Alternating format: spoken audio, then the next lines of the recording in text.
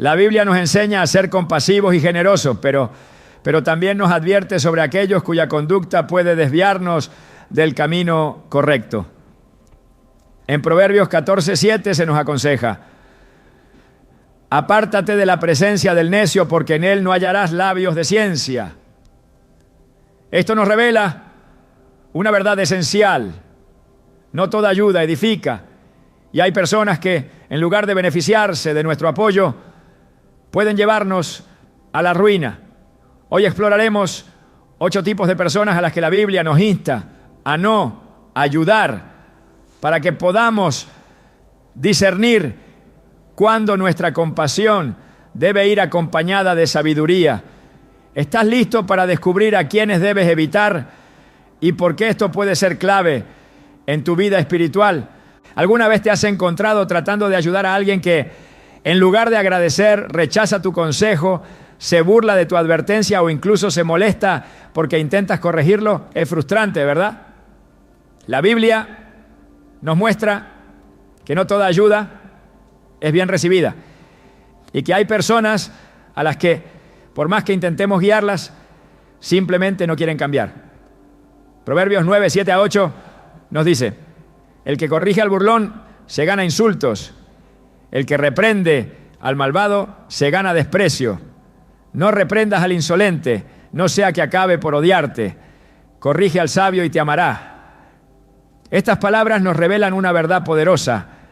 Hay quienes desprecian la corrección, se aferran a su necedad y, lejos de aprender, se enojan con quien intenta mostrarles el camino correcto.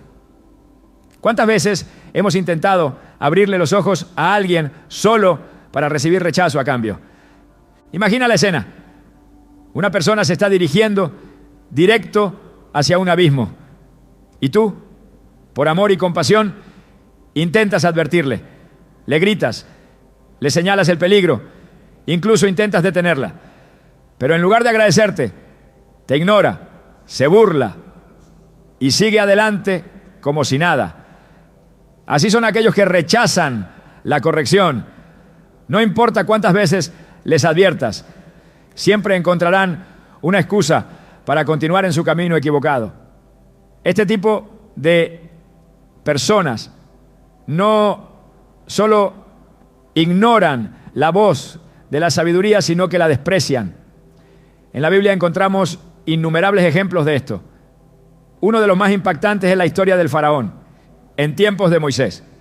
Dios le envió advertencias a través de señales y milagros, pero su corazón estaba endurecido. Éxodo 7:13 dice: y el corazón de Faraón se endureció y no los escuchó, como Jehová lo había dicho. Este es el peligro de quienes rechazan la corrección. No solo ignoran la verdad, sino que su orgullo los lleva a sufrir consecuencias devastadoras. ¿Cuántas veces hemos visto a alguien tomar una mala decisión después de haber sido advertido una y otra vez? La Biblia nos dice que corregir a un necio es inútil porque no tiene la humildad para reconocer su error. Proverbios 12:15 lo dice claramente: el camino del necio es recto a sus propios ojos, mas el que obedece el consejo es sabio. Y aquí es donde debemos hacer una pausa y reflexionar. ¿Cuántas veces hemos insistido en ayudar a alguien que simplemente no quiere escuchar? El problema de seguir invirtiendo tiempo y esfuerzo en personas que rechazan la corrección es que tarde o temprano esa actitud puede afectarnos. Podemos desgastarnos emocionalmente, sentirnos frustrados y, en algunos casos, incluso empezar a dudar de lo que es correcto. Es por eso que la Biblia nos advierte que debemos apartarnos de los necios. Proverbios 14:7 nos dice: apártate de la presencia del necio, porque en él no hallarás labios de ciencia. Esto no significa que debamos dejar de ser compasivos, sino que debemos ser sabios en nuestra ayuda. No podemos forzar a alguien a cambiar, ni podemos gastar nuestras energías en quien no está dispuesto a recibir corrección. Jesús mismo nos dio una enseñanza muy clara sobre esto. En Mateo 7:6 dijo: no den lo sagrado a los perros, ni echen sus perlas a los cerdos, no sea que las pisoteen y volviéndose los despedacen. Esta advertencia es poderosa porque nos muestra que hay personas que no valoran la verdad, que menosprecian el consejo y que en lugar de cambiar pueden volverse en contra de quienes intentan ayudarla. ¿Alguna vez has tratado de advertir a alguien sobre un mal camino y en lugar de escucharte te ha atacado o tratado con desprecio? Esto nos lleva a otro punto crucial. Cuando ayudamos a alguien, esperamos ver fruto. Queremos que esa persona crezca, que cambie, que mejore. Pero si después de múltiples intentos seguimos viendo la misma actitud de rechazo, quizás sea el momento de soltar. En Lucas 13, 6-9, Jesús contó la parábola de la higuera estéril. Un hombre tenía una higuera que no daba fruto y después de 3 años decidió cortarla, pues estaba ocupando espacio inútilmente. Pero el viñador pidió 1 año más para darle cuidados y si después de eso no daba fruto, entonces la cortaría. Esta parábola nos enseña algo vital. Hay que dar oportunidad para el cambio, pero si no hay fruto, llega el momento de dejarlo ir. El rey Acab es otro ejemplo de alguien que rechazó la corrección una y otra vez. Cuando el profeta Elías lo confrontó por su maldad, en lugar de arrepentirse, persistió en sus caminos. Una Reyes 21:20 nos muestra su actitud desafiante. ¿Me has encontrado, enemigo mío?, exclamó Acab. Sí, respondió Elías, porque te has vendido para hacer lo malo ante los ojos del Señor. Su orgullo lo llevó a la destrucción. Esta historia nos deja una lección clara. Insistir en advertir a alguien que no quiere escuchar es inútil. Dios nos llama a corregir, pero también nos da discernimiento para saber cuándo debemos apartarnos. Cuando intentamos ayudar a alguien que rechaza la corrección, corremos el riesgo de gastar nuestras fuerzas en vano.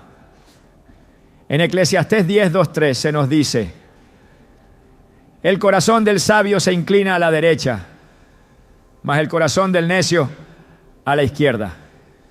Y aun mientras va por el camino, el necio carece de cordura y va diciendo a todos que es necio. En otras palabras, hay personas que sin importar cuántas oportunidades les des, seguirán en su terquedad. No podemos cargar con la responsabilidad de cambiar a quienes no desean ser cambiados. Jesús nos enseñó que hay un momento en el que debemos sacudirnos el polvo de los pies y seguir adelante. En Mateo 10:14, cuando enviaba a sus discípulos a predicar, les dijo: si alguno no os recibe ni escucha vuestras palabras, salid de aquella casa o ciudad y sacudid el polvo de vuestros pies. Esto es una enseñanza de vida. No podemos forzar a nadie a recibir la verdad. Entonces, ¿qué debemos hacer? Lo primero es orar. La oración puede lograr lo que nuestras palabras no pueden. Lo segundo es reconocer que hay un límite en nuestra responsabilidad. No somos los salvadores de nadie. Nuestro papel es sembrar la semilla, pero el corazón de la persona es quien decide si la recibe o no. Lo tercero es aprender a discernir. La Biblia nos dice en Mateo 7:16, por sus frutos los conoceréis. Si una persona no muestra disposición al cambio, quizás sea momento de dar un paso atrás y confiar en que Dios se encargará de tratar con ella. A lo largo de la historia hemos visto cómo Dios ha tratado con necios que rechazaron su corrección, pero también hemos visto el poder de la transformación en aquellos que estuvieron dispuestos a escuchar. El ladrón en la cruz, en su último momento, reconoció su error y recibió la gracia de Jesús. Saulo, quien perseguía a los cristianos, tuvo un encuentro con Dios y se convirtió en el apóstol Pablo. La diferencia entre ellos y aquellos que fueron destruidos no fue la oportunidad de cambiar, sino la disposición a recibir la corrección. Nuestra compasión nunca debe ser mayor que nuestra sabiduría. Ayudar a alguien que rechaza la corrección no solo es inútil, sino que puede volverse en nuestra contra. Dios nos llama a ser luz, pero no podemos alumbrar a quien deliberadamente cierra los ojos. No se trata de dejar de amar, sino de entender que algunas personas solo aprenderán a través de las consecuencias de sus propios actos. Como nos dice Proverbios 26:4, no respondas al necio según su necedad, para que no seas tú también como él. Cuando entendemos esta verdad, dejamos de desgastarnos intentando cambiar a quienes no quieren ser cambiados.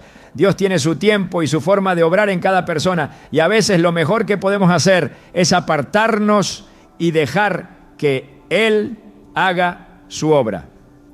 Desde tiempos antiguos la Biblia ha dejado claro que el trabajo y el esfuerzo son principios fundamentales en la vida del creyente. Sin embargo, también advierte sobre aquellos que eligen la pereza como estilo de vida, esperando recibir sin dar nada a cambio. Estas personas no solo rehúsan esforzarse, sino que buscan aprovecharse de la generosidad de otros, manipulando la compasión para evitar la responsabilidad. En 2 Tesalonicenses 3:10, el apóstol Pablo fue contundente al decir: el que no quiera trabajar, que tampoco coma. No se trata de una falta de misericordia, sino de un principio divino. Dios bendice el esfuerzo y la inacción voluntaria lleva a la ruina. La Escritura presenta numerosos ejemplos de cómo la pereza y el oportunismo pueden llevar a la destrucción. El libro de Proverbios advierte repetidamente sobre el destino del perezoso, comparándolo con una puerta que gira sobre sus bisagras, sin moverse realmente a ningún lado. Proverbios 26:14 dice: como la puerta gira sobre sus quicios, así el perezoso en su cama. No es solo una imagen de inactividad, sino de un estado mental y espiritual de estancamiento. La pereza no es simplemente falta de acción, es una actitud de resistencia al crecimiento, una negativa a tomar la responsabilidad de la propia vida. En contraste, la Biblia exalta el valor del trabajo y la diligencia. En Proverbios 10:4 se dice: las manos negligentes empobrecen, pero las manos de los diligentes enriquecen. Dios no condena la pobreza ni el sufrimiento, sino la actitud de quien, teniendo la capacidad de actuar, elige no hacerlo. Aquellos que buscan el beneficio sin el esfuerzo se convierten en una carga, drenando los recursos y la energía de quienes trabajan con dedicación. Esta es la razón por la que la ayuda debe ir acompañada de discernimiento. Dar sin dirección no es misericordia, es fomentar la irresponsabilidad. El libro de Jueces presenta un ejemplo claro en la tribu de Dan, que en lugar de luchar por la tierra que Dios les había asignado, buscó la solución fácil apoderándose de una ciudad indefensa. En lugar de enfrentar los desafíos con valentía, escogieron el camino de menor resistencia. Su historia es un recordatorio de que la comodidad puede llevar a la decadencia y que aquellos que rehúsan esforzarse pueden terminar por buscar atajos que los lleven aún más lejos del propósito de Dios. En el Nuevo Testamento, Pablo enfrentó este problema en la iglesia de Tesalónica. Había personas dentro de la comunidad que, en lugar de contribuir al bienestar de todos, pasaban su tiempo en la ociosidad, esperando que otros los sostuvieran. La respuesta de Pablo fue firme. Escuchamos que algunos de entre ustedes andan desordenadamente, sin trabajar en nada, sino entrometiéndose en lo ajeno. 2 Tesalonicenses 3:11. La ociosidad no solo los llevaba a la falta de productividad, sino que los hacía interferir en la vida de los demás. generando discordia en la comunidad. El problema con los perezosos y los aprovechados no es solo la carga que representan, sino la mentalidad que fomentan. Cuando alguien es ayudado sin límites ni condiciones, sin la exigencia de un cambio real, se acostumbra a recibir sin aportar. La ayuda deja de ser una bendición y se convierte en una excusa para seguir en la misma situación. Dios no nos llama a mantener la pereza, sino a desafiarla. En Efesios 4:28 se dice: el que robaba, que no robe más, sino que trabaje haciendo con sus manos lo que es bueno, para que tenga que compartir con el que padece necesidad. El cambio verdadero no ocurre cuando se recibe sin medida, sino cuando se aprende el valor de dar. En la parábola de los talentos, Jesús ilustró la diferencia entre la diligencia y la pereza. Un señor entregó a sus siervos distintas cantidades de dinero, esperando que lo administraran bien. 2 de ellos trabajaron con lo que recibieron y lograron multiplicarlo, pero uno, por miedo y comodidad, escondió su talento en la tierra. Cuando su señor regresó, no recibió palabras de compasión, sino de reprensión. Siervo malo y negligente. Mateo 25:26. Su falta de acción no solo le costó lo que tenía, sino que lo llevó a perder toda oportunidad futura. La enseñanza es clara. Dios nos da oportunidades, pero depende de cada persona aprovecharlas. Aquellos que eligen no hacer nada y esperan que otros cubran sus necesidades están rechazando la responsabilidad que Dios les ha dado. En lugar de ayudar sin discernimiento, la verdadera compasión es enseñar el valor del esfuerzo, motivar el crecimiento y animar a la autosuficiencia. En Gálatas 6:5 se nos dice: cada uno llevará su propia carga. No se trata de abandonar a quien está en necesidad, sino de reconocer que la ayuda no debe reemplazar la responsabilidad personal. El pueblo de Israel vivió esta lección en el desierto. Dios les proveyó maná cada mañana, pero les dio instrucciones específicas. Cada uno debía recoger lo suficiente para ese día y no guardar más de lo necesario. Aquellos que intentaron acumularlo encontraron que el maná se echaba a perder.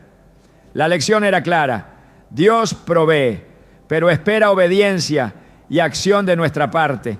La provisión no es excusa para la inactividad. Cuando Jesús multiplicó los panes y los peces, alimentó a una multitud, pero no convirtió el milagro en un estilo de vida permanente.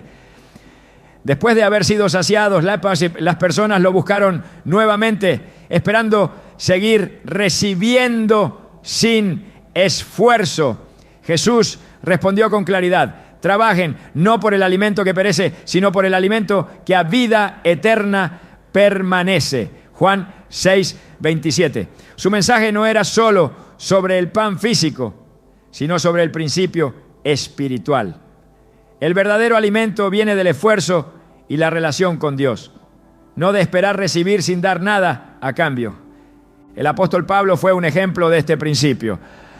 Aunque tenía derecho a ser sustentado por las iglesias, trabajó con sus propias manos para no ser una carga para nadie.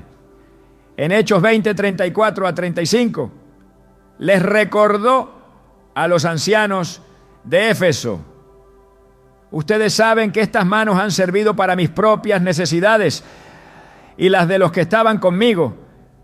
En todo les he enseñado que trabajando así se debe ayudar a los necesitados, y recordar las palabras del Señor Jesús que dijo: más bienaventurado es dar que recibir.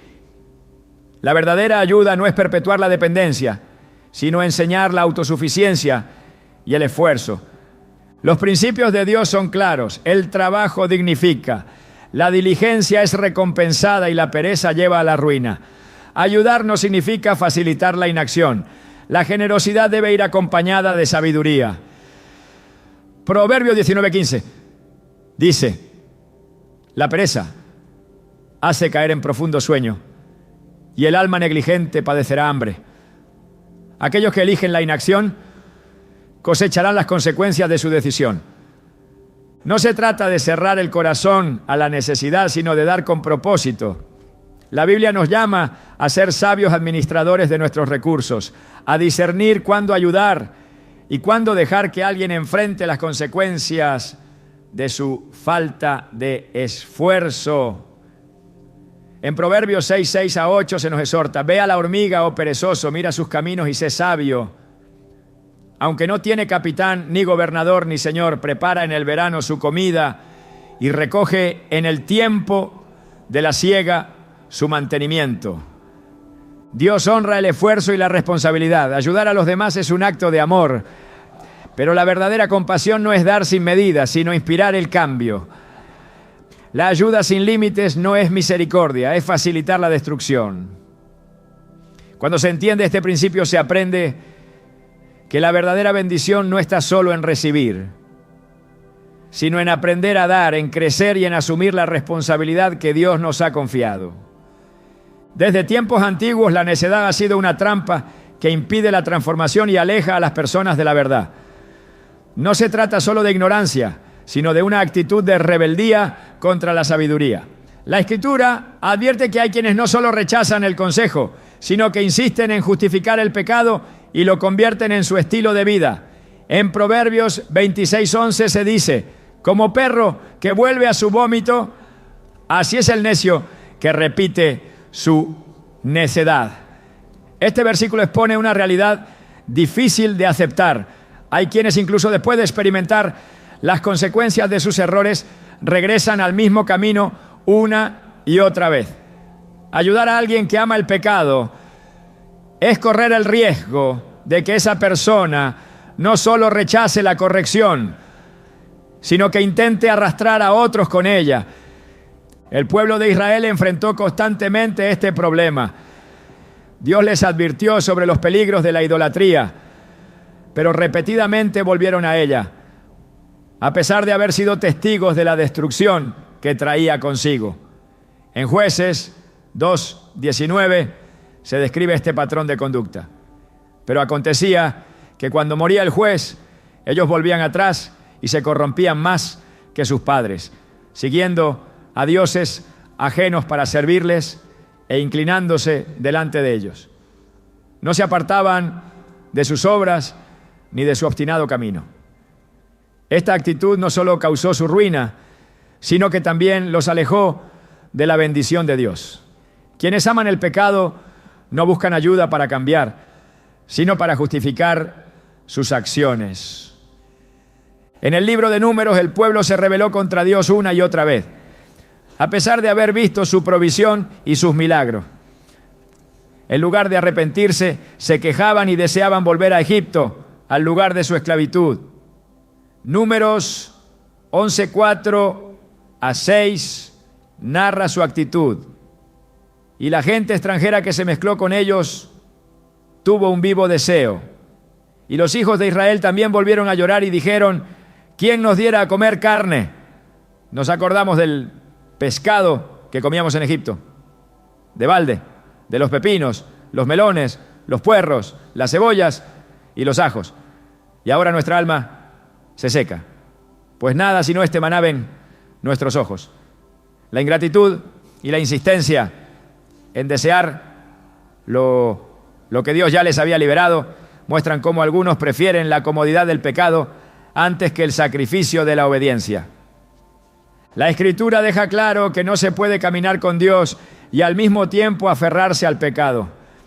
En el 1 Juan 3:6 se advierte: todo aquel que permanece en Él no peca. Todo aquel que peca no le ha visto ni le ha conocido. Aquellos que eligen el pecado como su estilo de vida demuestran que no tienen un verdadero deseo de cambio. Por esta razón, ayudar a una persona que ama el pecado no solo es inútil, sino que puede convertirse en un obstáculo para nuestro propio crecimiento. El rey Acab es un ejemplo de alguien que recibió advertencias de Dios, pero se negó a cambiar. A pesar de los mensajes enviados por el profeta Elías, continuó en su maldad, impulsado por su esposa Jezabel. En el primer Rey 21, 25, 26 se dice: a la verdad ninguno fue como Acab, que se vendió para hacer lo malo ante los ojos de Jehová, porque Jezabel, su mujer, lo incitaba. Él fue en gran manera abominable, caminando en pos de los ídolos, conforme a todo lo que hicieron los amorreos, a quienes lanzó Jehová delante de los hijos de Israel. Su destino fue la destrucción, no porque no tuviera oportunidad de arrepentirse, sino porque eligió persistir en su pecado. En el Nuevo Testamento, Judas Iscariote representa otro ejemplo de alguien que, a pesar de haber estado cerca de la verdad, decidió rechazarla. Caminó con Jesús, vio sus milagros, escuchó sus enseñanzas, pero su amor por el dinero fue más fuerte. Juan 12, 6 revela su verdadera naturaleza. Pero dijo esto no porque se preocupara por los pobres, sino porque era ladrón y, teniendo la bolsa, sustraía de lo que se echaba en ella. Su final no fue consecuencia de la falta de oportunidad, sino de su propia decisión de aferrarse al pecado. Jesús enseñó que la ayuda no debe darse indiscriminadamente. En Mateo 7:6 advirtió: no den lo sagrado a los perros, ni echen sus perlas a los cerdos, no sea que las pisoteen y volviéndose los despedacen. Esta afirmación no es una falta de amor, sino una advertencia sobre la realidad de quienes no valoran la verdad. Dar a alguien que no quiere recibir es desperdiciar lo que Dios ha dado para edificación. La diferencia entre un pecador que busca la redención y uno que ama su pecado está en la disposición del corazón. La Biblia nos muestra ejemplos de personas que, aunque cayeron en pecado, se arrepintieron y fueron restauradas. David cometió graves errores, pero cuando fue confrontado por el profeta Natán, su respuesta fue el arrepentimiento genuino. En el Salmo 51:10 clamó: crea en mí, oh Dios, un corazón limpio y renueva un espíritu recto dentro de mí. Su historia contrasta con la de Saúl, quien en lugar de arrepentirse, buscó justificar sus acciones. Pablo escribió en Romanos 1 sobre aquellos que, conociendo a Dios, decidieron ignorarlo y entregarse al pecado. En Romanos 1:28-32 describen su actitud. Y como no aprobaron tener en cuenta a Dios, Dios los entregó a una mente reprobada para hacer cosas que no convienen, estando atestados de toda injusticia, fornicación, perversidad, avaricia, maldad, llenos de envidia, homicidios, contiendas, engaños y malignidades. La repetición del pecado sin deseo de cambio endurece el corazón y lo aleja de toda corrección. La Escritura nos llama a ser luz, pero no a forzar a nadie a caminar en ella. En Efesios 5:11 se nos dice: no participéis en las obras infructuosas de las tinieblas, sino más bien reprendedlas. El llamado no es a tolerar el pecado, ni a apoyar a quienes lo promueven, sino a mantenernos firmes en la verdad. Dios es paciente y su gracia está disponible para todos, pero también es justo. En Hebreos 10:26 se hace una advertencia clara: porque si pecamos voluntariamente después de haber recibido el conocimiento de la verdad, ya no queda más sacrificio por los pecados. Esto nos muestra que, aunque Dios ofrece misericordia, hay quienes la desprecian voluntariamente. El apóstol Pedro escribió sobre aquellos que tuercen la verdad para justificar su mal camino.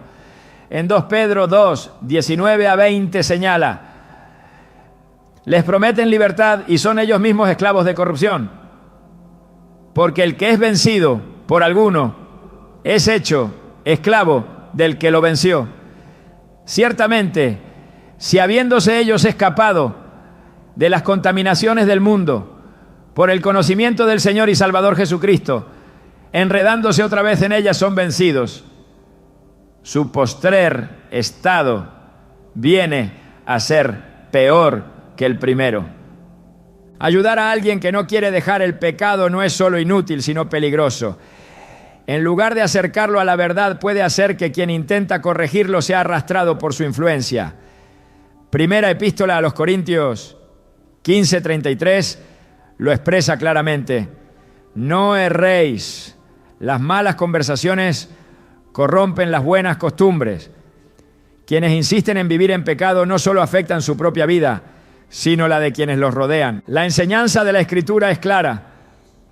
El amor no es sinónimo de tolerancia al pecado. La verdadera compasión busca la restauración. Pero cuando alguien se niega a cambiar, la mejor decisión es apartarse. Dios nos llama a extender la mano a quien desea ser levantado, pero no a cargar con quienes insisten en permanecer en el suelo. La luz no puede mezclarse con la oscuridad sin perder su esencia. Desde el principio de los tiempos, la traición ha sido una sombra que acecha incluso a los más justos. No es algo nuevo ni extraño. La Escritura está llena de advertencias sobre aquellos que con palabras dulces esconden intenciones perversas. La traición no siempre se manifiesta con acciones evidentes. A veces la deslealtad se oculta tras la máscara de una amistad falsa, tras el disfraz de alguien que parece cercano, pero que en realidad está esperando el momento oportuno para volverse en contra. En Salmos 41:9 se revela esta realidad con una crudeza inquietante. Aún mi mejor amigo, en quien yo confiaba y que compartía el pan conmigo, me ha traicionado. Estas palabras resuenan como un eco en la historia, porque no es la traición de un enemigo lo que duele más, sino la del amigo en quien se confiaba. El caso más impactante de traición en la Biblia es el de Judas Iscariote. No fue un extraño quien vendió a Jesús por unas monedas de plata, sino uno de los 12, uno que caminó a su lado, que vio los milagros, que compartió el pan con él. Su historia es un recordatorio de que no todos los que se presentan como aliados lo son realmente. En Mateo 26:48-49 se describe el momento en el que Judas entrega al maestro con una señal devastadora. Y el que le entregaba les había dado señal, diciendo: al que yo bese, ese es, prendedle. Enseguida se acercó a Jesús y dijo: salve, maestro, y le besó. El beso, símbolo de afecto y confianza, se convirtió en el emblema de la falsedad. No siempre la traición es tan evidente desde el principio. A veces la deslealtad se esconde tras años de aparente lealtad. La Biblia nos muestra que hay quienes se acercan no para construir, sino para destruir desde adentro. En el caso de Dalila, su acercamiento a Sansón no fue un acto de amor, sino una estrategia de los filisteos para descubrir su debilidad. Con palabras suaves y una aparente devoción, lo llevó a revelar su secreto. Y cuando tuvo la información que necesitaba, lo entregó sin dudar. Jueces 16:18 dice: viendo Dalila que él le había descubierto todo su corazón, envió a llamar a los principales de los filisteos, diciendo: venid esta vez, porque él me ha descubierto todo su corazón. La traición no siempre es inmediata. A veces se cultiva con paciencia hasta el momento en que se pueda ejecutar con el mayor daño posible. Las Escrituras advierten sobre aquellos que con palabras halagadoras y apariencias engañosas se infiltran en la vida de los justos. Proverbios 26:24-26 describen esta realidad con precisión. Con sus labios el que odia disimula, pero en su interior maquina engaño. Cuando hable amigablemente no le creas, porque hay 7 abominaciones en su corazón. Aunque su odio se cubra con engaño, su maldad será descubierta en la congregación. El problema no es solo que existan traidores, sino que a menudo se presentan de una manera en la que es difícil identificarlos hasta que el daño ya está hecho. En la historia del rey David, la traición vino de su propio hijo, Absalón. La traición de un amigo es dolorosa, pero la de un familiar es aún más devastadora. Absalón no solo conspiró contra su padre, sino que lo hizo con astucia, robando el corazón del pueblo y manipulando la percepción de la gente para debilitar el reino de David. 2 Samuel 15:6 describe su estrategia. Así hacía Absalón con todos los de Israel que venían al rey a juicio, y así robaba Absalón el corazón de los de Israel. Su traición no fue una rebelión abierta desde el principio, sino un trabajo lento de manipulación hasta que tuvo suficiente poder para desafiar a su propio padre.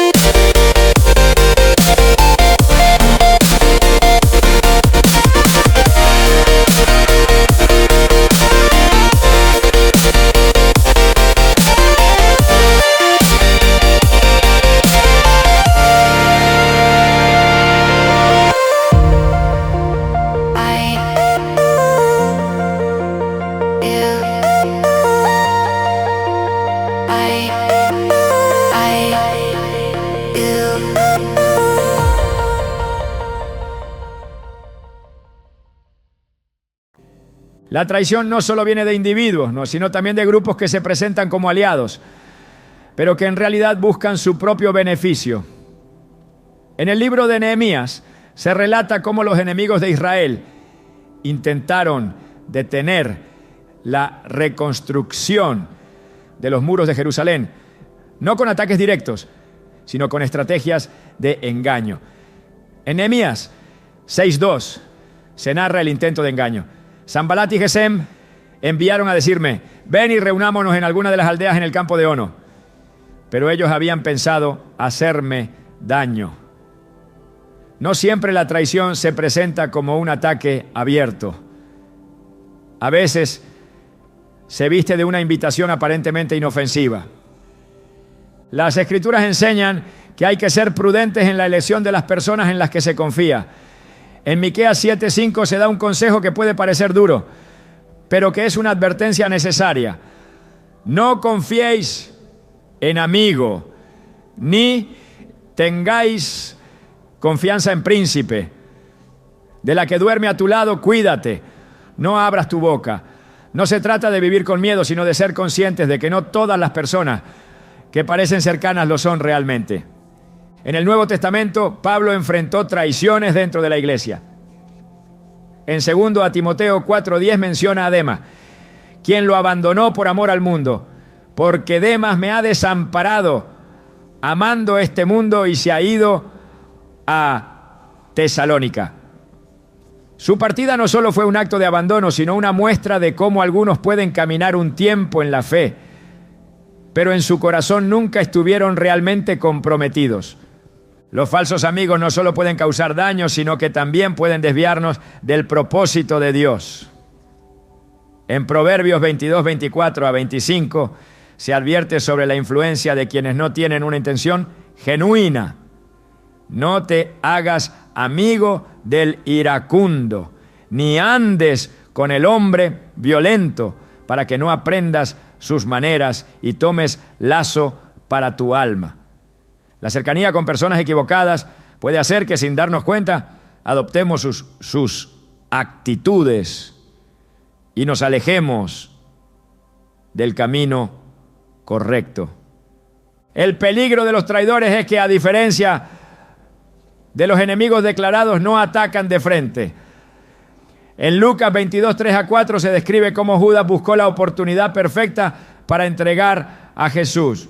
Y entró Satanás en Judas, por sobrenombre Iscariote, el cual era uno del número de los 12, y fue y habló con los principales sacerdotes y con los jefes de la guardia de cómo se lo entregaría.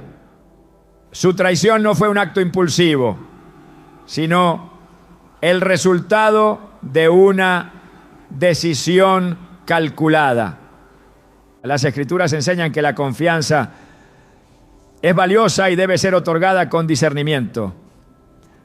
En Jeremías 9:4 se advierte: guárdese cada uno de su compañero y en ningún hermano tenga confianza, porque todo hermano engañará con falacia y todo compañero andará calumniando. La prudencia no es falta de amor, sino un acto de sabiduría. Dios es quien da justicia en medio de la traición.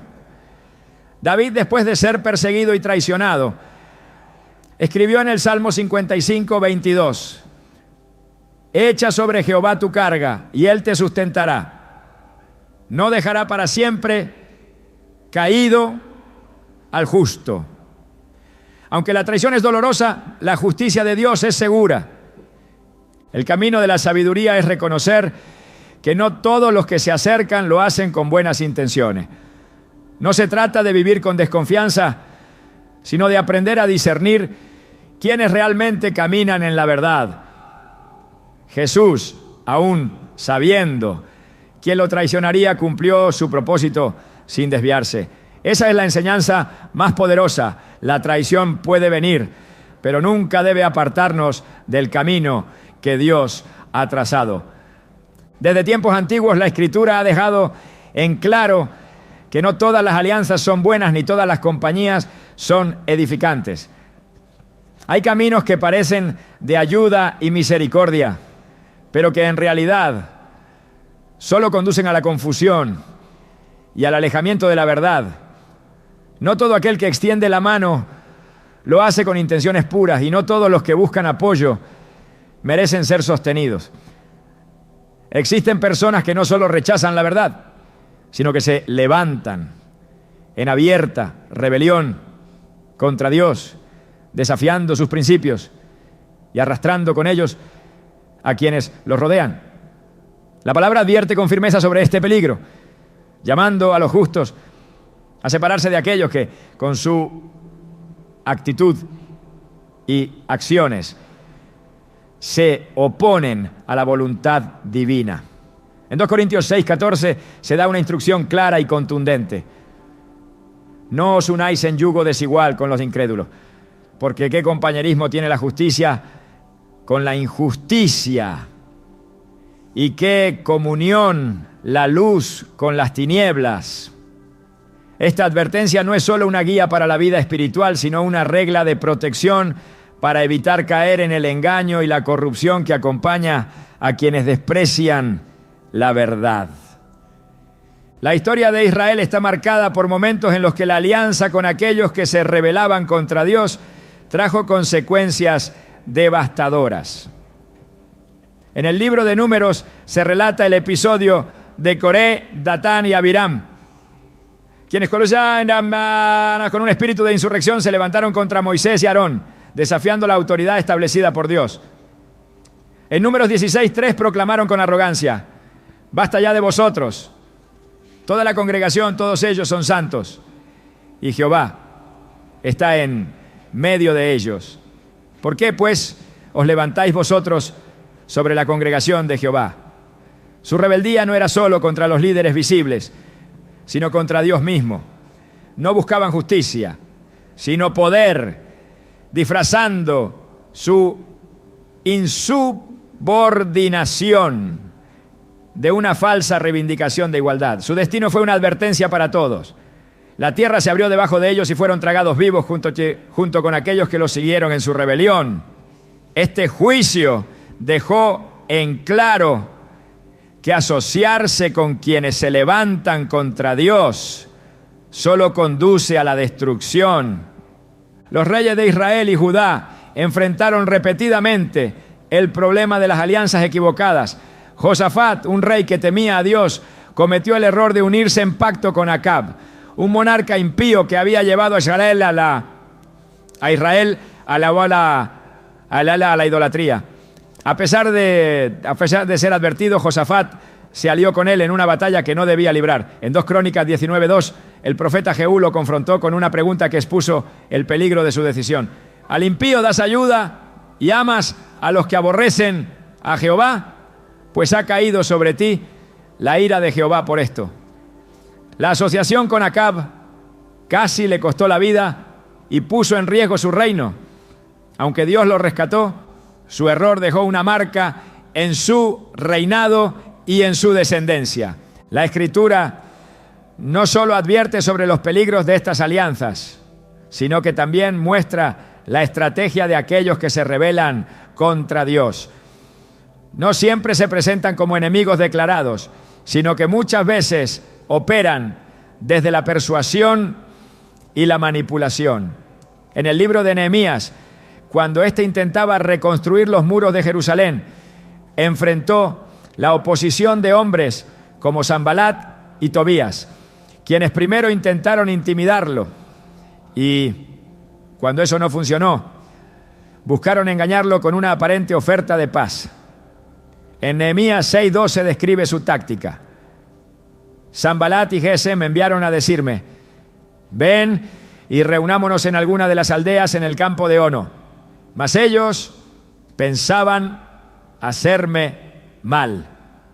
No todos los que buscan una conexión lo hacen con buenas intenciones. Algunos desean arrastrar con ellos a quienes están firmes en la fe, disfrazando su rebelión con palabras de conciliación. En el Nuevo Testamento, Pablo advierte contra aquellos que se infiltran entre los creyentes con la intención de desviar a los fieles. En Romanos 16, 17 a 18 exhorta con claridad: os ruego, hermanos, que os fijéis en los que causan divisiones y tropiezos contra la doctrina que vosotros habéis aprendido y que os apartéis de ellos, porque tales personas no sirven a nuestro Señor Jesucristo, sino a sus propios vientres, y con suaves palabras y lisonjas engañan los corazones de los ingenuos. No basta con identificarlos, es necesario apartarse de ellos, pues su influencia es corruptora. La historia de Balaam muestra otro ángulo de este problema. Aunque era un profeta, su corazón no estaba alineado con Dios. Fue contratado por el rey Balac para maldecir a Israel. Y aunque Dios no se lo permitió, Balaam ideó una estrategia aún más peligrosa. En lugar de atacar a Israel directamente, los llevó al pecado. En Apocalipsis 2:14 se menciona su error: pero tengo unas pocas cosas contra ti, que tienes ahí a los que retienen la doctrina de Balaam, que enseñaba a Balac a poner tropiezo ante los hijos de Israel, a comer de cosas sacrificadas a los ídolos y a cometer fornicación. Quienes se rebelan contra Dios no siempre actúan con hostilidad abierta. A veces su estrategia es la seducción, llevando a otros a caer sin que lo perciban de inmediato.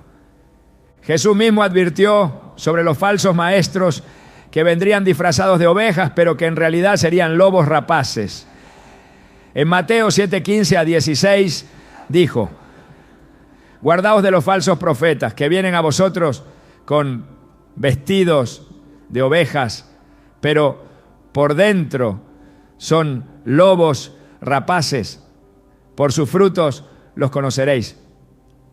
No es la apariencia lo que define a una persona, sino sus acciones y su fruto a lo largo del tiempo. Aquellos que persisten en su rebelión, que desprecian la corrección y buscan desviar a otros, no pueden ser considerados dignos de confianza ni merecedores de ayuda. El rechazo de la verdad tiene consecuencias inevitables.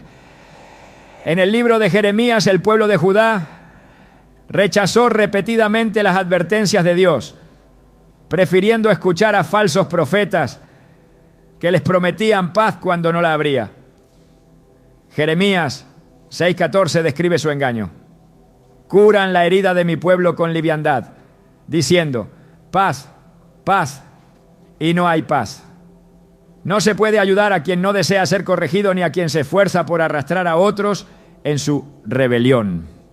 En 2 Pedro 2:1 se advierte sobre aquellos que introducen herejías destructivas, negando al Señor que los rescató y atrayendo sobre sí mismos destrucción repentina. La actitud de aquellos que se oponen a Dios no es solo un problema personal, sino un peligro para quienes los rodean. La Biblia no solo llama a identificarlos, ¿no?, sino a alejarse de ellos para no ser partícipes de su destino. Dios ofrece misericordia a quienes se arrepienten, pero es firme con aquellos que eligen resistirse a su voluntad. La historia del faraón en Éxodo es un recordatorio de que cuando alguien endurece su corazón contra Dios, el juicio es inevitable. A pesar de las señales y las plagas, su rebeldía lo llevó a la ruina, y con él a toda su nación. En Éxodo 14:17 Dios declara: y he aquí, yo endureceré el corazón de los egipcios, para que entren tras ellos, y yo me glorificaré en Faraón y en todo su ejército, en sus carros y en su caballería. No hay neutralidad cuando se trata de aquellos que se rebelan contra Dios. O se camina en la verdad o se participa en la rebelión, aunque sea de manera indirecta. En el 1 Juan 2:19 se señala la diferencia entre quienes realmente pertenecen a Dios y quienes solo parecen estar con Él. Salieron de nosotros, pero no eran de nosotros, porque si hubiesen sido de nosotros, habrían permanecido con nosotros. Pero salieron para que se manifestase que no todos son de nosotros. La decisión de ayudar debe ir acompañada de discernimiento, porque no todo el que extiende la mano lo hace para recibir con sinceridad. Algunos solo buscan arrastrar a otros con ellos. Desde tiempos antiguos la Escritura advierte sobre aquellos que en lugar de buscar la paz siembran discordia y conflicto. No solo causan división, sino que destruyen relaciones, envenenan corazones y debilitan la unidad entre los creyentes. Sus palabras son como fuego que consume, encendiendo disputas donde antes había armonía. Proverbios 6:16 a 19 menciona a aquellos que Dios aborrece, y entre ellos se encuentra el que siembra discordia entre hermanos. No se trata solo de una actitud equivocada, sino de una naturaleza destructiva que busca fragmentar lo que Dios ha unido. Estas personas no edifican, no restauran, no sanan, Su presencia se traduce en caos, su consejo en confusión y su influencia en ruina. Las Escrituras muestran cómo la discordia ha sido utilizada como una herramienta de destrucción a lo largo de la historia. En el libro de Números, Coré y sus seguidores se levantaron contra Moisés y Aarón, sembrando descontento entre el pueblo de Israel. No presentaron su rebelión como un acto de desobediencia, sino como una supuesta lucha por justicia y equidad. En Números 16:3 confrontaron a Moisés con palabras manipuladoras. Basta ya de vosotros, toda la congregación, todos ellos son santos, y Jehová está en medio de ellos. ¿Por qué pues os levantáis vosotros sobre la congregación de Jehová? Con sus palabras sembraron dudas, envenenaron corazones y provocaron que muchos se apartaran del liderazgo legítimo. Pero Dios no ignoró su perversidad. La tierra se abrió y los tragó vivos, mostrando que la discordia no solo destruye a quienes la fomentan, sino que arrastra consigo a quienes los escuchan. Las divisiones no siempre comienzan con grandes conflictos. A veces una simple palabra malintencionada es suficiente para quebrantar la confianza y abrir la puerta a la enemistad. La historia de Absalón es un claro ejemplo de esto. No desafió abiertamente a su padre, el rey David, desde el inicio. Primero trabajó en las sombras, robando el corazón del pueblo con palabras calculadas. En 2 Samuel 15:2-6 se describe su estrategia. Se colocaba en el camino de quienes iban a presentar casos ante el rey y les decía que no encontrarían justicia, ganándose su favor con promesas vacías. No necesitó levantar un ejército de inmediato. Sembró discordia lentamente hasta que tuvo suficiente apoyo para intentar usurpar el trono. La división que causó no solo trajo sufrimiento a su padre, sino que llevó a una guerra civil en Israel. La discordia no solo se manifiesta en rebelión contra la autoridad, sino también en el engaño y la maledicencia. En el libro de Esther, Amán encarnó este espíritu de división cuando, por odio a Mardoqueo, decidió exterminar a todo el pueblo judío. Su estrategia fue astuta. En lugar de atacar directamente a Mardoqueo, presentó a los judíos como una amenaza para el reino. Esther 3:8 relata sus palabras al rey Asuero.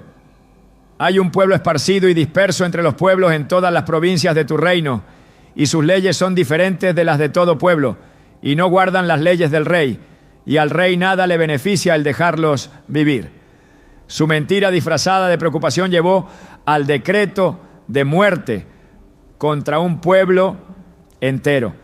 Así es como operan quienes siembran discordia, manipulan, exageran y distorsionan la verdad hasta convertirla en un arma contra los inocentes. Las advertencias de las Escrituras son claras. En Tito 3:10-11 se da una instrucción precisa. Al hombre que cause divisiones, después de una y otra amonestación, deséchalo, sabiendo que el tal se ha pervertido y peca, y está condenado por su propio juicio. No se trata de debatir con ellos ni de intentar corregirlos indefinidamente. La discordia no es un simple error, sino una actitud de corazón que, si no es abandonada, corrompe por completo. Quienes insisten en dividir no buscan la verdad ni la reconciliación. Su propósito es destruir y arrastrar consigo a quienes estén dispuestos a escucharlos. Jesús también enfrentó a quienes causaban división dentro del pueblo de Dios.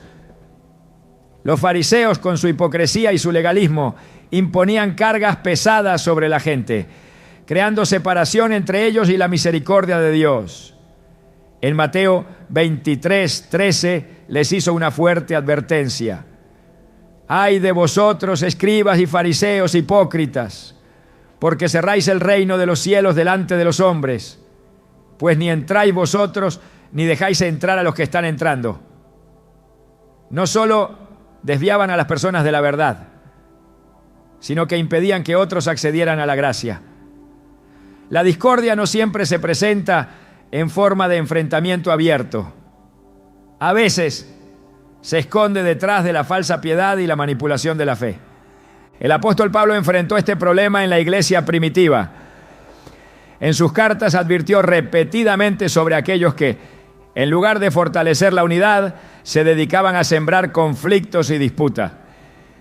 En Romanos 16, 17, 18 escribió: os ruego, hermanos, que os fijéis en los que causan divisiones y tropiezos contra la doctrina que vosotros habéis aprendido, y que os apartéis de ellos, porque tales personas no sirven a nuestro Señor Jesucristo, sino a sus propios vientres, y con suaves palabras y lisonjas engañan los corazones de los ingenuos. No todos los que hablan en nombre de Dios tienen una intención pura. Algunos solo buscan exaltarse a sí mismos, sin importar el daño que causan en el proceso. El peligro de la discordia no radica únicamente en las palabras de quienes la siembran, sino en la disposición de quienes la reciben. En 2 Timoteo 4, 3-4 se advierte sobre aquellos que preferirán escuchar lo que agrada a sus oídos en lugar de la verdad. Porque vendrá tiempo cuando no sufrirán la sana doctrina, sino que teniendo comezón de oír se amontonarán maestros conforme a sus propias concupiscencias y apartarán de la verdad el oído y se volverán a las fábulas. No basta con identificar a quienes causan división. Es necesario cerrar los oídos a sus palabras y apartarse de su influencia. Las Escrituras no solo muestran las consecuencias de la discordia, sino que también revelan el destino de quienes la practican. En el Salmo 55, 23 se declara: mas tú, oh Dios, harás descender a aquellos al pozo de perdición. Los hombres sanguinarios y engañadores no llegarán a la mitad de sus días, pero yo en ti confiaré. No importa cuánto parezcan prosperar, su camino los lleva a la ruina. Dios no ignora la injusticia, ni deja sin castigo a quienes destruyen la armonía entre sus hijos. El propósito del Evangelio es la reconciliación, no la división. Efesios 4:3 exhorta a los creyentes a esforzarse por preservar la unidad del Espíritu en el vínculo de la paz. No significa tolerar el pecado ni comprometer la verdad, sino evitar caer en el juego de aquellos que buscan sembrar enemistad dentro del pueblo de Dios. La ayuda debe dirigirse a quienes buscan la verdad, no a quienes la utilizan como herramienta para causar conflicto. El fin de quienes siembran discordia es la soledad y el juicio. Su influencia puede extenderse por un tiempo, pero eventualmente su propia maldad los consume.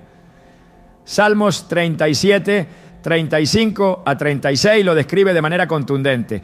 Vi yo al impío sumamente enaltecido, y que se extendía como un laurel verde, pero pasó y he aquí ya no estaba. Lo busqué y no fue hallado. Así como la maleza es arrancada y echada al fuego, así también será el destino de quienes dedican su vida a destruir en lugar de edificar. La Escritura es clara en cuanto a la actitud que se debe tomar ante estos individuos. No es suficiente con reconocerlos, es necesario apartarse de ellos y evitar cualquier asociación con su maldad. Proverbios 22:10 lo dice sin rodeos: echa fuera al escarnecedor y saldrá la contienda, cesará también la rencilla y la afrenta. No se puede construir sobre un terreno minado por la discordia. La ayuda, cuando no se da con discernimiento, solo fortalece a quienes usan su influencia para dividir.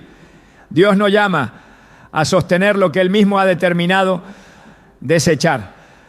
La ayuda es un principio fundamental en la vida cristiana. Jesús enseñó que debemos amar al prójimo, extender la mano al necesitado y actuar con misericordia. Pero también dejó claro que la compasión debe ir acompañada de discernimiento. No toda ayuda edifica, ni toda intención de socorrer se traduce en bendición. La Biblia no solo nos enseña a dar, sino también a reconocer cuando retener la mano es el acto más sabio. La dirección de Dios no nos llama a cargar con lo que Él no nos ha mandado soportar, ni a caminar junto a quienes desprecian su corrección. Comprender esta verdad no es un acto de dureza, sino de obediencia. El error más común al tratar con este tema es confundir amor con permisividad. La verdadera compasión no consiste en reforzar actitudes destructivas ni en sostener a quien insiste en caminar fuera de la voluntad de Dios. A lo largo de la historia bíblica, Dios siempre ha mostrado su disposición a extender su gracia, pero también ha demostrado que no fuerza a nadie a recibirla. Hay quienes, aun viendo la luz, eligen permanecer en tinieblas. Dios no impide que sigan su camino, pero tampoco los respalda. En Jeremías 7:16, Dios da una orden sorprendente al profeta. Tú, pues, no ores por este pueblo, ni levantes por ellos clamor ni oración, ni me ruegues, porque no te oiré. No porque Dios carezca de amor, sino porque hay corazones que han cruzado un punto en el que su rebeldía es irreversible. El Señor conoce quién está dispuesto a escuchar y quién ha decidido endurecerse. Uno de los mayores peligros de insistir en ayudar sin discernimiento es que en el proceso se puede terminar desviándose del propósito de Dios. En ocasiones, la carga de sostener a quien no quiere ser corregido se convierte en un obstáculo para seguir adelante. Jesús dijo en Lucas 9:62, ninguno que poniendo su mano en el arado mira hacia atrás es apto para el reino de Dios. Aferrarse a lo que Dios ha ordenado dejar atrás impide avanzar. Hay momentos en los que la ayuda deja de ser un acto de bondad y se convierte en un lazo que impide el crecimiento espiritual. El desgaste emocional y espiritual de sostener relaciones que no llevan fruto es una realidad que la Biblia no ignora. El pueblo de Israel, en su travesía por el desierto, cargó con la presencia constante de quienes murmuraban, dudaban y se resistían a la voluntad de Dios. En Números 11:1 se describe cómo el descontento del pueblo provocó la ira del Señor. Aconteció que el pueblo se quejó a oídos de Jehová, y lo oyó Jehová y ardió su ira, y se encendió en ellos fuego de Jehová, y consumió uno de los extremos del campamento. La queja y la resistencia a la dirección divina no solo afectan a quienes las practican, sino que contaminan el ambiente espiritual de quienes los rodean.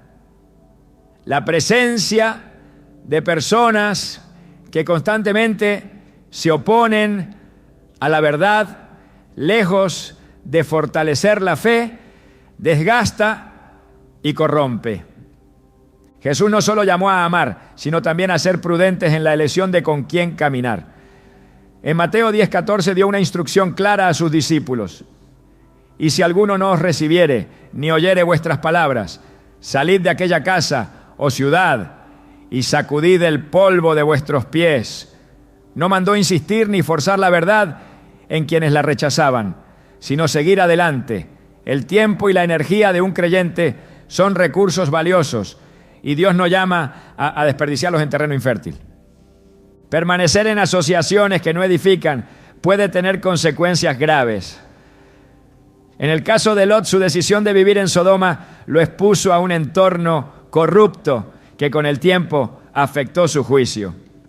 Génesis 19:16 describe cómo, aun cuando los ángeles lo urgían a salir antes de la destrucción de la ciudad, él se resistía. Y deteniéndose él, los varones asieron de su mano y de la mano de su mujer y de las manos de sus 2 hijas, según la misericordia de Jehová para con él, y lo sacaron y lo pusieron fuera de la ciudad. La influencia del entorno en el que permaneció fue tan fuerte que no solo le costó la vida de su esposa, sino que sus propias hijas habían sido contaminadas por la inmoralidad de la ciudad. La lección es clara: permanecer demasiado tiempo junto a quienes se resisten a la corrección puede llevar a la destrucción. El apego emocional a quienes Dios ha llamado a soltar puede nublar el discernimiento. Samuel Después de haber ungido a Saúl como rey, se aferró a la esperanza de su restauración, aun cuando Dios ya lo había desechado. En el primer libro de Samuel, capítulo 16, versículo 1, el Señor confrontó su dolor con una pregunta decisiva. ¿Hasta cuándo llorarás a Saúl habiéndolo yo desechado para que no reine sobre Israel? La insistencia en ayudar a quien quiere ser a quien no quiere ser transformado puede llevar a una lucha contra la misma voluntad de Dios. El llamado a la prudencia en la ayuda no es una excusa para la indiferencia, sino una invitación a actuar con sabiduría. Jesús no dio su tiempo a todos por igual. Buscó a los perdidos, sanó a los enfermos y predicó a las multitudes, pero también se apartó cuando fue necesario.